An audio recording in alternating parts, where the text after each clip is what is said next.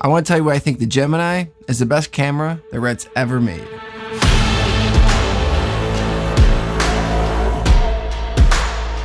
Hey, I'm Rob Kasmark with Spirit Juice Studios, and I'm talking to you today about my favorite camera of 2018, the Gemini. I've been shooting on RED cameras for about 5 years. I also own a lot of other cameras too, about 6 Canon C300s, a few Sonys, and an Area Miro. So for those out there that think I might just be a RED fanboy, I have both Area and RED. So I want to give you kind of a balanced view of my experience with the RED Gemini.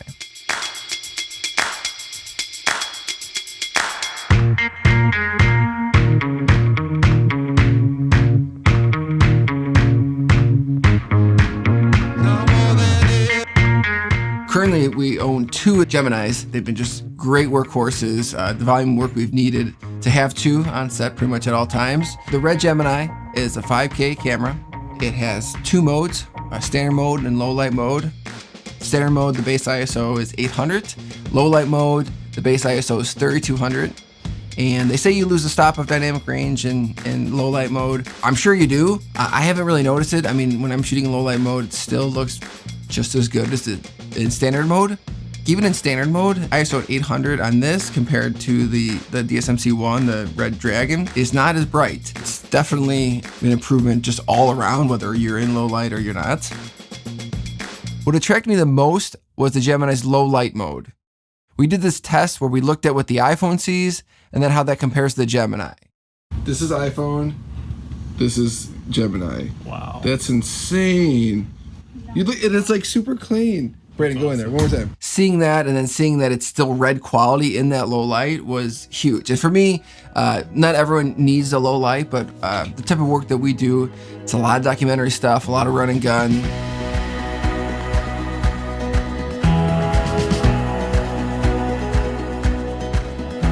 It doesn't replace lighting, it just helps out when you don't have the capability to light. It shoots in RAW, it adjusts your ISO, your white balance, a lot of other key features all in post. It can kind of make you a lazy filmmaker. It's made me a little bit lazy at times, but really it just gives you a lot of confidence that you can adjust things in post. REDs in general are so easy to use. All the controls are intuitive and just about everything's on the touchscreen. It's as easy as just turning on the power, putting media in, and you're ready to go. The size and weight of this is great because we can build this up, with a larger cinema lens and a whole lot of accessories, or we could scale it down to basically just this with, an L lens, a Canon L lens or Sigma lens, really small and compact. I mean, this is good on a glide cam, on a small gimbal. You could really just sort of adapt it to how you need it.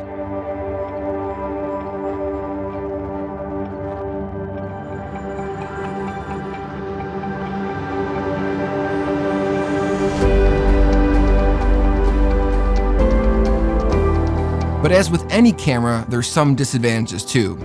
When you buy the camera, it actually doesn't come with much. You're really just buying the brain.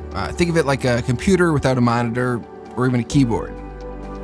So first off, you have to pick your lens mount. We went with Canon and PL. Then you gotta pick your monitor. We went with the 7-inch touchscreen. And then we also got the RED top handle, which has a really awesome gummy grip and a start-stop button on the top, which is super helpful. Another thing to note is there's no peripherals on the camera. So if you want power out, HDMI out, SDI out, headphones, microphone, sync, you need to pick up the RED Bass Expander.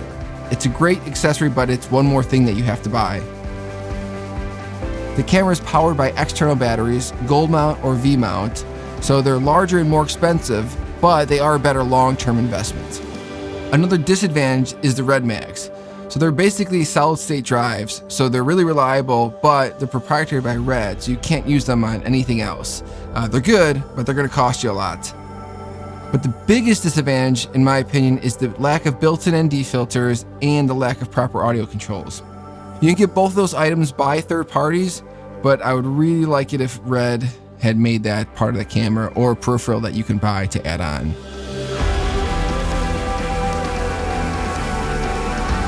I've never really had an issue with post-production on a RED. It shoots 5K, and I think 5K is perfect. I know some people could use 8K, and that's great, and kudos to them, but I just don't need 8K, at least not right now. So I have zero issues on any computer with this. You can shoot R3D and ProRes. You can dump it in Premiere. You don't gotta transcode it. A lot of times we're using this camera for same day edit. So we'll go out, we'll shoot something, we come back, we edit it, and then we put it out. I couldn't do that with a camera that had to transcode footage or something else.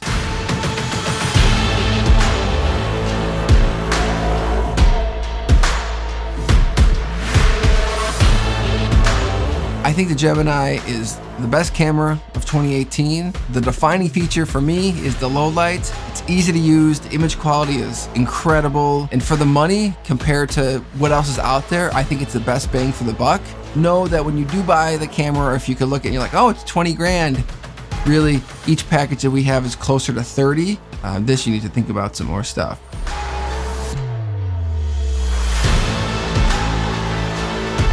All right, I hope you enjoyed my thoughts about the RED Gemini. If you want to find out more about this camera, check out B&H's website. If you want to find out more about the work that I do at Spirit Juice, check out spiritjuicestudios.com.